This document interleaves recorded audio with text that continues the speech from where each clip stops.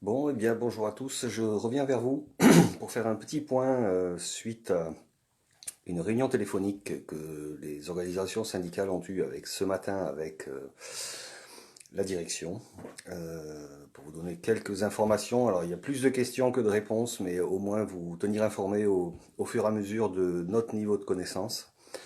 Donc, on va attendre un petit peu que les gens se connectent, comme d'habitude.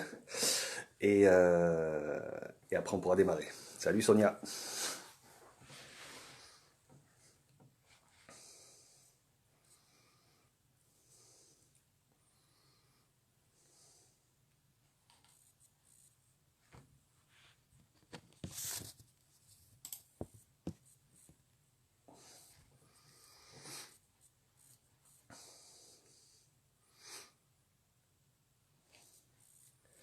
Bon, je vois que ça commence à se connecter. Salut Stéphane.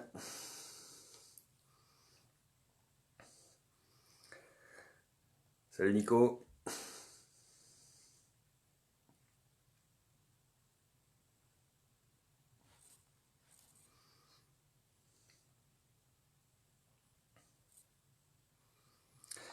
Allez, quelques petites minutes de patience encore. C'est un peu le rituel, hein, c'est qu'il les connexions, il y a toujours un petit délai hein, entre la connexion.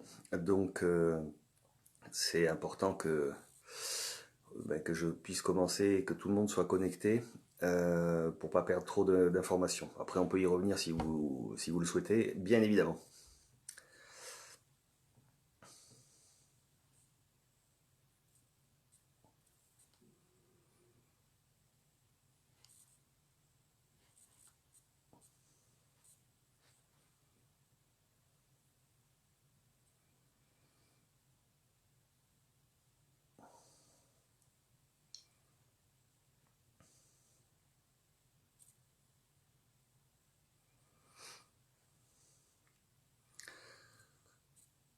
Bon allez, 30 secondes et on démarre.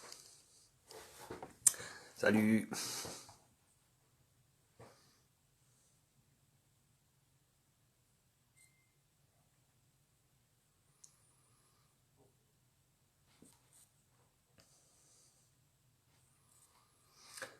Bon, allez, on va pouvoir y aller. Donc ce matin, réunion entre les organisations syndicales, Benjamin Brasseur, donc le RH France, et Vanessa Popovic, chargée du développement social. C'est une réunion en fait un petit peu bâtarde, hein, si on peut appeler ça comme ça. Il s'agissait de nous présenter certains points qui seront développés sur le CSE central qui se tiendra vendredi. CSE central extraordinaire. Donc, qu'est-ce qui a été présenté? C'est d'une part l'ouverture du retrait 2 heures, l'élargissement, si on peut dire plutôt, aux commandes clients qui sont pleines en rayon, enfin en magasin. Donc les clients pourront venir les retirer. Bonjour Geneviève, bonjour Fabien. Euh, donc ça, c'est le premier point. Le deuxième point, je vais tout vous dérouler et après, vais vous dire ce qu'on en pense et ce sur quoi on s'est interrogé. Le deuxième point, c'est ensuite la livraison directe du fournisseur chez le client. Le troisième point, c'est la livraison entrepôt chez le client. Ce qui entraîne aussi une augmentation des produits entre guillemets, de première nécessité. Alors, concrètement, comment ça se passe? Le client qui a une commande qui est prête recevra un SMS et pourra revenir la retirer en magasin dans les mêmes conditions que le retrait 2 heures, c'est-à-dire sans contact avec la personne qui va le livrer et en respectant au minimum les consignes de sécurité applicables. À ça se pose un problème déjà. c'est que on peut être amené à manutentionner des objets lourds, donc des objets qui vont être, enfin qui nécessitent une manutention à 2 personnes, ce qui ben, va à l'encontre des règles de sécurité élémentaires, hein, qui sont la distance de sécurité d'un mètre entre deux personnes. Se pose à ça aussi le problème parce que vous avez forcément eu ça dans vos magasins, d'une personne qui a une présomption de volume de coffre qui n'est pas du tout la réalité, donc il va se retrouver embêté, d'autant plus que il n'y aura pas de livraison, de location de véhicules. Ça va engendrer aussi une augmentation de la fréquentation. Donc, quid des règles élémentaires de sécurité par rapport au parking, par rapport au stationnement, par rapport au croisement des personnes dans les allées qui actuellement servent beaucoup plus en fait de stockage dans le magasin pour préparer le retrait 2 heures. Voilà, donc ça c'est des éléments en fait qui sont quand même sur lesquels on a en droit de s'interroger parce que ça peut nuire aussi à la sécurité des salariés dans le site. Cette nuisance sur leur sécurité est d'autant plus importante que l'entreprise a décidé d'augmenter sur les retraits, sur les commandes directes entrepôt clients, d'augmenter d'à peu près 2000 références supplémentaires.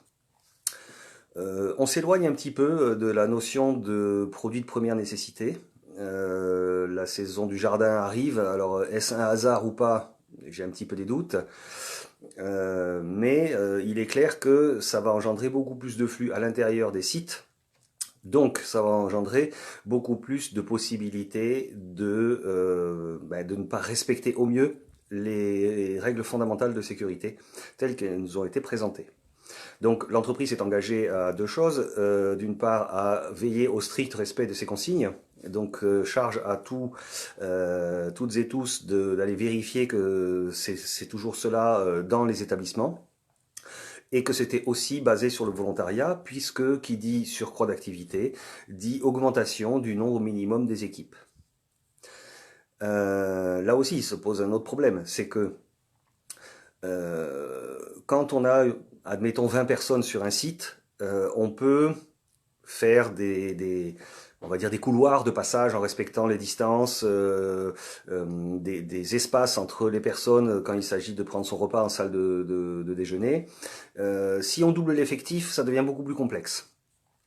Donc, nous, les questions que nous avons posées et auxquelles nous n'avons pas forcément eu de réponse parce que l'entreprise a décidé de nous informer de sa volonté, mais que la mise en œuvre en fait de cette nouvelle position par rapport aux clients et par rapport aux salariés serait développée dans le cadre de ce fameux CSE central. Pour information, il y a quand même malheureusement une vraie liberté qui est laissée à certains établissements. On a entendu en information descendante que notamment le magasin de Nice passait à 30 000 références au lieu de 6. Donc rajouter 24 000 références au nom de la première nécessité, là j'avoue que je m'interroge vraiment.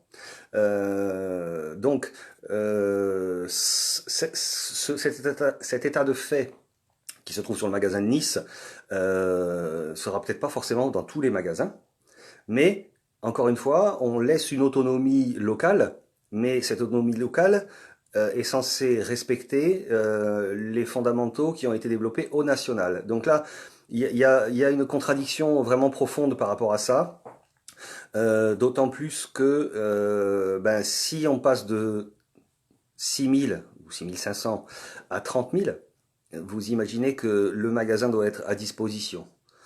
Ça veut dire quoi? Ça veut dire que les allées doivent être rangées. Ça veut dire que le mode de fonctionnement tel qu'il était avant sur le retrait 2 heures, qui, disons-le, dans la plupart des cas quand même, est bien respecté au niveau des consignes de sécurité. Si on passe surtout avec la saison estivale qui s'approche, si on passe de 6 000 à 30 000 éléments, à ce moment-là, les règles de sécurité sont vraiment difficilement applicables.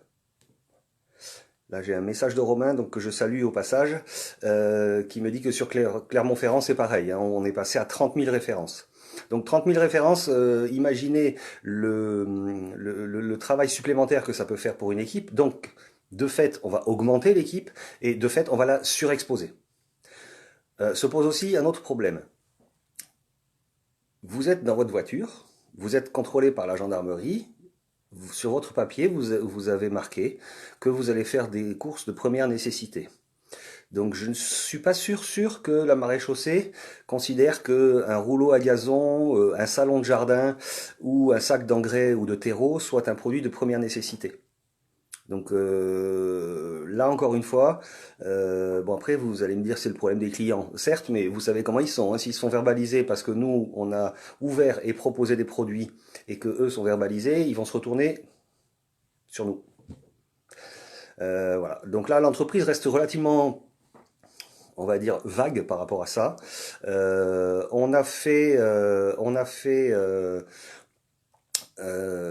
Comment dire, notre liste de questions par rapport à ça.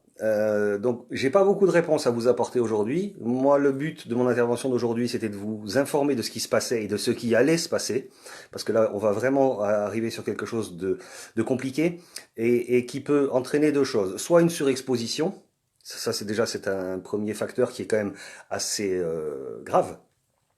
La deuxième, c'est que posez-vous vraiment la question, est-ce qu'à terme, le volontariat va pas voler en éclats par rapport à ça? Donc, ils disent que pour l'instant, c'est toujours basé sur le volontariat. Vous ne pouvez pas être sûr que ça va se passer comme ça tout le temps. On risque de se retrouver dans une situation assez ubuesque, c'est-à-dire qu'on va avoir un magasin à disposition, mais fermé. Donc imaginez le goulot d'étranglement que ça peut représenter sur un EM ou sur un SRM, c'est vraiment, ça va vraiment être compliqué. Donc je ne sais pas encore exactement quelle est la démarche de l'entreprise, enfin la démarche, outre que la démarche mercantile, hein, soyons clairs. Quelle est la démarche de l'entreprise par rapport à ça? Quel va être son positionnement par rapport à des magasins qui vont offrir, du fait de leur possibilité, 30 000 références, mais avec pas suffisamment de personnes parce que pas suffisamment de volontaires pour servir le client. À ce moment-là, qu'est-ce qui va se passer? Il y a des chances que le volontariat ne soit plus forcément une option. Quand on voit en plus ce qui se passe sur Workplace notamment, où des gens sont extrêmement fiers de poser sur leur lieu de travail. Il y avait même aussi sur la Voie du Nord de mémoire une photo avec un client très loin de son collègue. Donc vraiment là on respecte la distance. Sauf que si on regarde bien l'arrière-plan de la photo, on voit que deux collègues sont vraiment à 30 cm l'un de l'autre, sans gants, sans masque et sans protection. Donc voilà, on est quand même en droit de se poser la question par rapport à ça. Et on ne peut pas forcément cautionner. En tout cas, chez FO, on ne le cautionne pas, c'est sûr, parce que d'abord, dès le départ, on était contre cette idée d'ouverture partielle. Et en fait, là, qu'est-ce qu'on va faire en faisant ça? On va dire, on va inciter le consommateur à se déplacer pour des choses qui ne sont pas essentielles. Je rappelle quand même qu'on est quand même, selon les médecins et selon le corps scientifique, en plein dans le pic de cette épidémie. Donc, ils font à ce moment-là l'inverse de ce qu'on leur demande de faire sur des produits qui ne correspondent pas au vrai motif de le faire. Donc, voilà, on s'interroge, on s'interroge. On a toujours la menace, parce que ça plane, et c'est systématiquement, c'est quasiment le préambule de chaque réunion de la part de la direction. N'oubliez pas qu'on a le droit d'ouvrir, mais qu'on a choisi de rester fermé. Maintenant, si on se dirige tout droit vers vers un magasin fermé mais disponible, ça va juste être l'enfer, parce que on ne pourra pas tenir. On ne pourra pas tenir sans bafouer les règles élémentaires de sécurité. Alors, ils le vendent comme ça. C'est principe du volontariat, principe du respect comment dire, des règles élémentaires et fondamentales, je rajouterais, de sécurité. C'est vraiment, on est vraiment sur un tournant. Alors, en ce qui nous concerne, on trouve vraiment que ce tournant, il tombe pas au bon moment, parce qu'on est vraiment sur le pic au niveau de la maladie. On est vraiment sur le pic au niveau de l'engorgement des hôpitaux. Ne créons pas des malades. On peut se passer pendant 15 jours, 3 semaines, 1 mois d'un salon de jardin. On peut planter ses tomates avec 15 jours de retard. C'est pas gênant ça. Par contre, si nous, on envoie des gens à l'hôpital, parce que ça revient un petit peu à ça quand même, moi j'y trouve aucune fierté et je trouve ça carrément scandaleux. Surtout au vu de l'évolution de la maladie en France. Le pic aussi qui va arriver, parce qu'il y a une saisonnalité des produits, on sait parfaitement quel est l'enjeu de la saison jardin chez Leroy Merlin, ça entraîne un flux de clients qui va être beaucoup plus important, donc qui va être beaucoup plus difficile à gérer. C'est les éléments que nous avons. Nous avons aussi posé la question par rapport au mail que vous avez certainement reçu, ou vous allez le recevoir très rapidement dans vos magasins, concernant les congés. Donc la version officielle sur la question qui a été posée, alors elle est officielle tant qu'elle n'est pas, enfin elle est officieuse tant qu'elle n'est pas développée en CSE central, c'est pour ça qu'elle le sera, c'est que on offre la possibilité à des collègues de prendre leur congé pendant la période de chômage partiel. Pour 2 raisons. La première, certains estiment que c'est leur devoir de salariés de faire en sorte que l'entreprise, ça la pénalise pas trop dans le cadre de la future réouverture.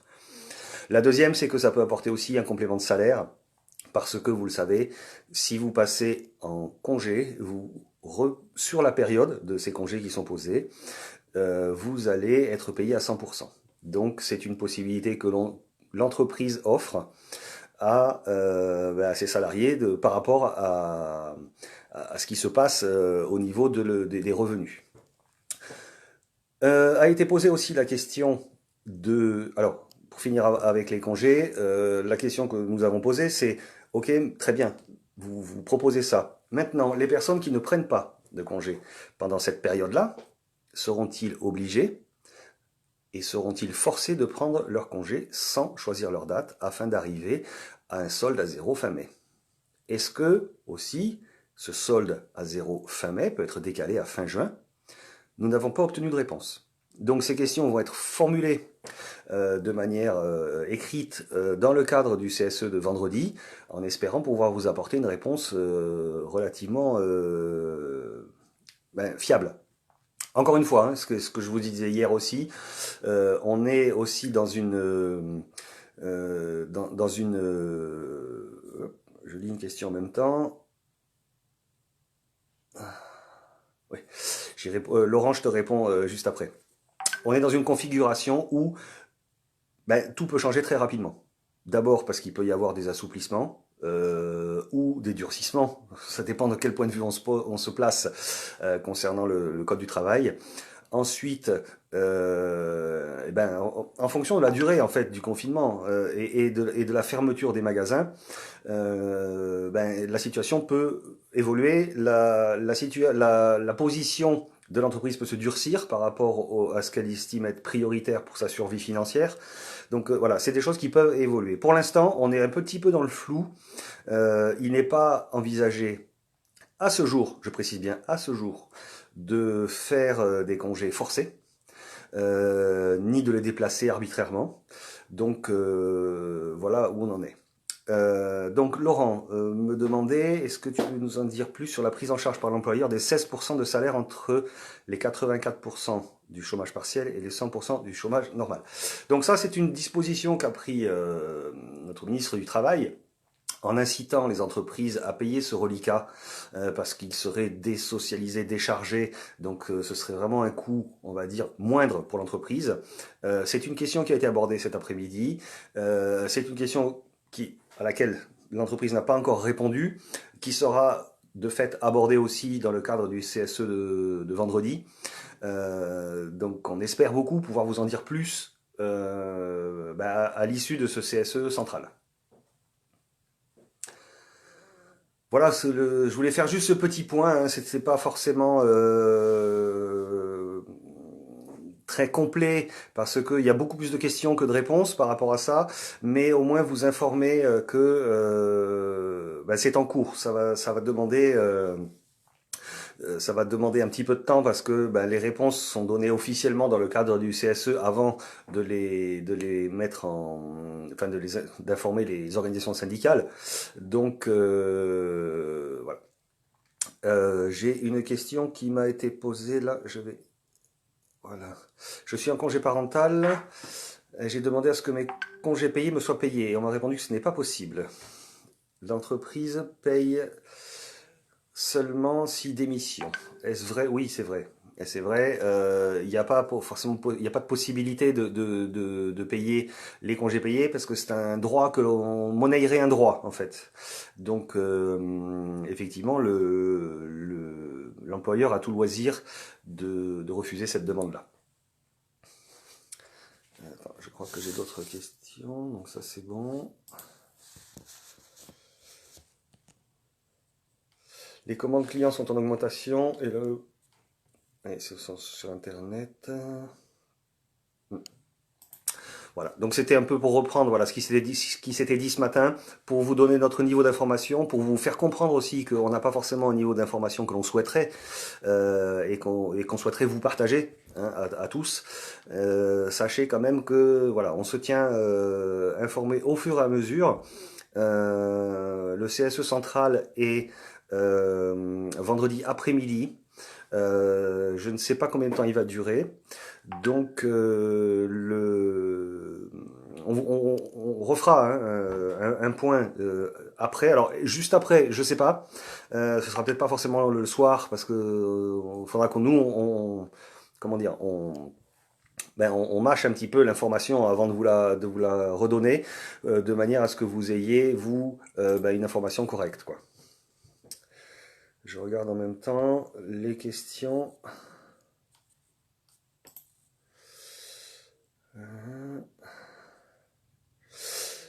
Alors, en ce qui concerne la Hubbox, alors normalement, ça devrait aller un peu mieux.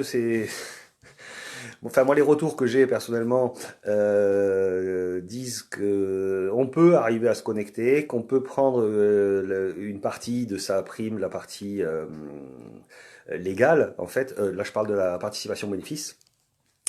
Et que c'est pareil pour la prime de progrès, pour ceux qui l'ont eu. Alors, une autre question. J'ai mes congés le 17 mai jusqu'au 1er juin. Si on reprend début mai ou avant, est-ce que tu crois que je peux annuler mes congés et les repousser à plus tard? Alors là, c'est très, très clairement la position de l'entreprise. C'est, je schématise, hein, démerdez-vous avec vos magasins. Voilà. Vous pouvez tomber sur un chef de secteur sympa ou un directeur qui dit, bon ben ok, dans la mesure du possible, on va le faire parce que on s'est rendu compte que oui, vous étiez à la maison, mais c'était pas forcément marrant. Il y a toute l'angoisse par rapport à la maladie, il y a les proches, il y a tout ça, donc on peut pas se considérer en congé, hein, c'est loin de là. Donc il se peut que certains magasins ou certains établissements disent ok si voilà si on arrive à maintenir en fait la qualité de service, ok tu peux décaler. Mais c'est en aucun cas une obligation. Donc là, c'est vraiment, c'est un petit peu comme si on n'était pas en période de confinement et qu'on demande à changer ses congés. C'est soumis à l'approbation voilà, du manager ou du directeur du magasin qui peut lui donner une directive en disant faites au mieux pour que ça se passe ou faites rien parce que c'est non quoi qu'il arrive. Je regarde s'il y a autre chose.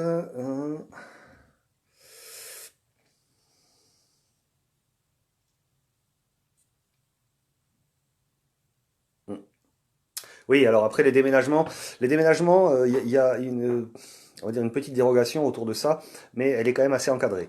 Vous pouvez déménager si, vous n'avez pas le choix et qu'il n'y a pas d'autres possibilités pour vous. Deux, alors quand j'entends par possibilité, c'est à la fois de pouvoir repousser avec l'entreprise de déménagement ou vous-même, et aussi que vous n'avez pas la possibilité de rester dans votre ancien logement pour une durée un petit peu plus longue que prévu. C'est alors là, on est un petit peu à, comment dire, à l'interprétation des forces de l'ordre, des préfets, qui eux vont statuer en fait. Alors pas forcément de manière arbitraire, hein, mais est-ce que si on vous voit à 6 dans un camion, vous avez quand même des chances de vous faire attraper. Et il faudra bien le justifier, donc avec tous les papiers, avec tout ce qu'il faut sur vous. Sabila, à quand une prochaine possibilité de déblocage Valadeo? Alors, le prochain déblocage Valadeo, on a... La seule chose qu'on sait, c'est qu'on ne sait pas. Alors, je m'explique. La cotation et la réévaluation est bloquée. Donc à partir du moment où il y a une reprise d'activité normale, il va y avoir une étude donc de cette part avec les incidences de ce chômage technique sur l'année. Je rappelle entre autres que la revalorisation de la part dépend des résultats de l'année N-1, de l'année N, c'est-à-dire celle que l'on vit actuellement, et une projection sur l'année N+1. Donc il faut faire un petit mix par rapport à ça. Et à partir du moment où il y a réouverture des magasins, une reprise d'activité, faut compter un mois. Dans le cadre légal, je précise bien légal, je ne sais pas où on en est encore pour Leroy Merlin, je ne pense pas me tromper en disant que ce sera avant, mais dans le cadre légal, on peut bloquer jusqu'au 31 décembre. On espère évidemment tous que ce ne sera pas le cas.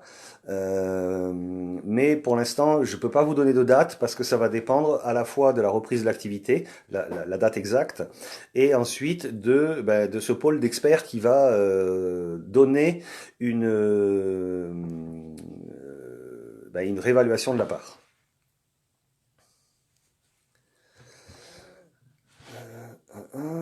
Alors, Sonia, peux-tu me confirmer la date du chômage partiel? Alors là, comme ça de tête, je l'ai plus, mais c'est le samedi soir où Édouard Philippe a annoncé que le dimanche matin, enfin à partir de minuit, ça fermait. Ça démarre pour ceux qui étaient en contrat le dimanche, ça démarre le dimanche. Pour ceux qui n'étaient pas en contrat de dimanche, ça démarre le lundi.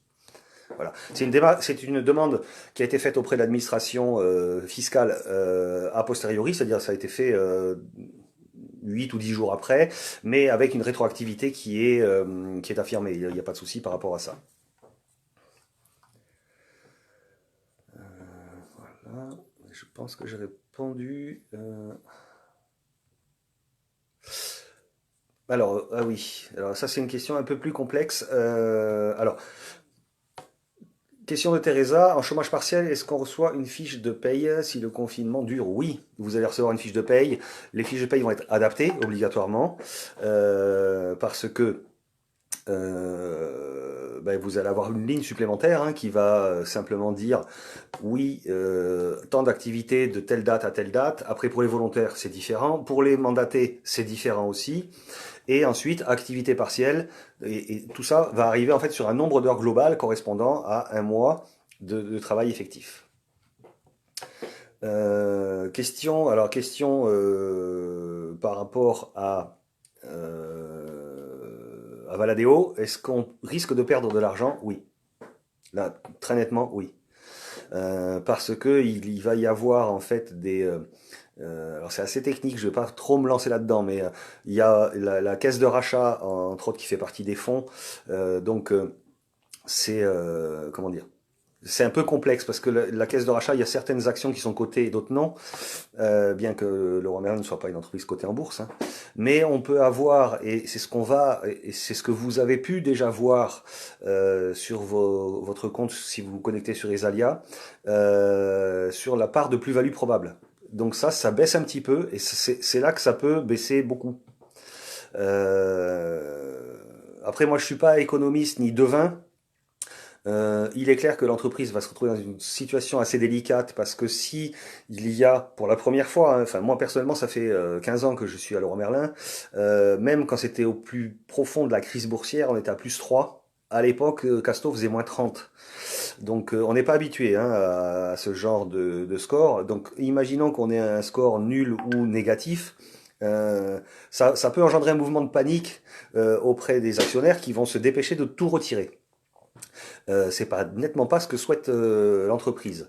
Donc voilà, il va falloir qu'il jongle avec tous ces éléments-là, parce que ben il va aussi de la survie de l'entreprise. Hein. C'est le principe de comment dire des fonds. Si on assèche complètement un fonds, vos portefeuilles vont se remplir, mais l'entreprise va se ruiner. Donc c'est assez complexe. C'est assez complexe. Après, il y a une mécanique boursière, bien que là, ce ne soit pas forcément quelque chose de boursier, mais on a dans tous les phénomènes de placement à risque, parce que soyons clairs, hein, Valadeo, si vous regardez bien, au niveau du risque, on est à 7 sur 7. Hein. Ça, on le sait, c'est indiqué depuis le début. Je sais que c'est pas forcément facile à entendre ce que je vais dire, mais à partir du moment où on est sur quelque chose de risque lié à des marchés, alors là on parle pas de la bourse forcément, mais on parle des marchés, la première des choses à faire, c'est de se dire qu'on est sur du moyen ou long terme.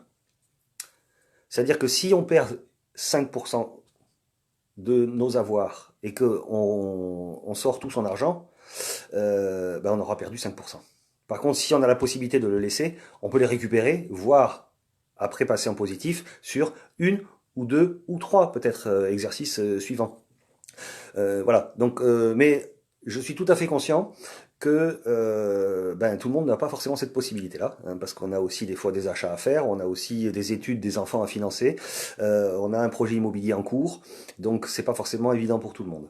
Voilà. Mais ça c'est un conseil que m'a donné un ami qui est conseiller en patrimoine, qui m'a dit que voilà, la première chose, si l'on peut, c'est de la patience. Ça vaut ce que ça vaut, hein. C'est pas une règle écrite complètement, mais voilà, c'est un élément. Attends. Donc du coup, si on perd de l'argent, vaut-il mieux laisser son argent tout débloqué. Voilà, moi j'ai donné un élément. Alors c'est pas forcément la solution. Je peux pas vous dire si c'est la bonne ou pas. On vit vraiment une situation complètement inédite, hein. Donc voilà, les règles de hier s'appliqueront peut-être pas demain, et à la limite j'espère qu'elles s'appliqueront pas demain, et qu'on va arriver sur un vrai changement au niveau de l'attitude. Mais voilà, c'est un élément qu'on peut prendre en compte. On peut se dire, ben, ça baisse une année, ça peut ne pas baisser pendant après 5-6 ans. Est-ce que j'ai 5-6 ans devant moi, ou est-ce que j'ai pas envie simplement d'avoir cette notion de risque permanent sur moi? Parce que oui, une épidémie qui arrive maintenant et qui chamboule tout le système, hein, le modèle économique, le modèle social, ben on peut en avoir une dans 2 ans. Hein. Donc voilà, on n'est pas à l'abri. Donc là, c'est vraiment un choix personnel, et je me garderai de tout conseil pseudo-professionnel. Moi, je vous dis ce qu'on m'a dit, mais voilà, je vous en dirai pas plus. En chômage partiel ou en arrêt maladie pour garde d'enfants à domicile, continue-t-on de cumuler les jours de CP 2,5 par mois? Oui, pour le chômage partiel. Et oui, pour la garde d'enfants à domicile, parce qu'il s'agit d'un arrêt maladie. Donc oui, oui, oui. Nous allons prendre... Ok, donc ça c'est bon. Je regarde si j'ai d'autres éléments. Là non. Voilà donc voilà le point de situation du jour. Donc malheureusement, j'ai pas forcément répondu à toutes les questions parce que j'en ai autant que vous, et que l'entreprise en fait se garde en fait une réponse officielle lors du CSE central de vendredi. Donc nous reviendrons vers vous évidemment avec tous les éléments en notre possession à ce moment-là. Donc en fonction de la durée en fait et de l'ampleur des renseignements qu'on va traiter, ce sera soit vendredi en fin d'après-midi, Ce sera un peu plus tard que maintenant, hein, parce qu'il est à 14 heures. Je pense que ça va prendre un petit moment. Soit ce sera samedi, mais de toute façon, je vous inviterai à me rejoindre à ce moment-là. Voilà, j'espère que j'ai été clair avec vous. Donc voilà, nous on garde toujours cette attitude, hein, d'être à vos côtés, de vous renseigner au mieux que l'on peut avec les éléments que l'on a. Donc ben, toujours pareil comme la dernière fois, hein, n'hésitez pas à partager cette page. Et ensuite, on me pose une petite question, oui, c'est quoi le CSE central? Donc le CSE central, c'est l'équivalent d'un CSE, le CSE que vous avez dans vos établissements, à l'échelle nationale. Donc le CSE central, pour toutes les questions, on va dire, qui sont d'ordre national sur l'ensemble des établissements de Leroy Merlin, on va schématiser un petit peu, c'est lui qui prend la décision. Donc le CSE central, il est composé de membres élus, qui sont élus dans les magasins. Donc certains magasins on reçoit après les élections, hein, ça s'est passé après les élections de l'année dernière, de la part de la direction du travail, on leur dit, ben, vous allez élire un membre parmi vos représentants du personnel. Alors, on entend par représentant du personnel, membres du CSE. Hein. Les DS ne sont pas éligibles, sauf s'ils sont déjà membres du CSE. Et donc, c'est composé de à peu près une vingtaine de titulaires qui sont voilà le choix des établissements qui ont élu leurs membres du CSE central a été imposé par la directe, c'est-à-dire l'inspection du travail, parce que avec les organisations syndicales, il y a eu un désaccord sur le choix. L'entreprise voulait pouvoir choisir elle-même ses établissements, donc vous comprendrez bien que malheureusement, il n'y avait pas beaucoup d'établissements dans lesquels il y avait des sections syndicales. Il n'y a pas eu d'accord, donc c'est l'inspection du travail qui a tranché et qui a fait la liste des magasins qui ont élu leurs délégués au CSE central. Voilà, je pense que il n'y a plus de questions en ce moment, donc je vous donne rendez-vous ben, soit vendredi, soit samedi. Donc n'oubliez pas de partager la page, n'oubliez pas de la liker. Ça y est, je commence à avoir les mots de geek, comme on dit. Donc je vous donne rendez-vous donc ben, à la fin de la semaine. Bonne journée à tous et merci de votre attention.